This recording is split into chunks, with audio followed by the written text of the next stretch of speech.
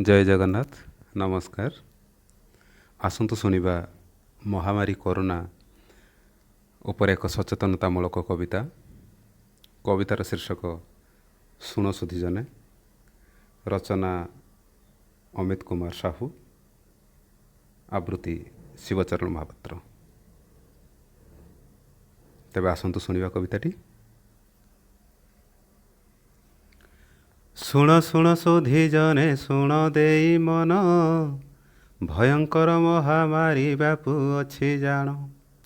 ओहान देशरु हेला आरंभ एहार, कोरोना नामरे तार प्रचार प्रसार भाईना प्रचार प्रसार।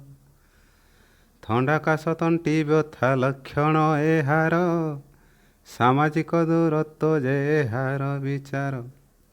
धौथिब हाथ मुह बारंबार शुण, नाही पथि जड़ी बुटी औषध जान भाईना औषध जान।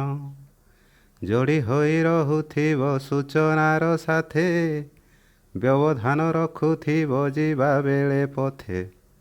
जानिले शुणिले हेले सर्वे सचेतन, सुस्थ एक समाजर होइब गठन भाईना होइब गठन।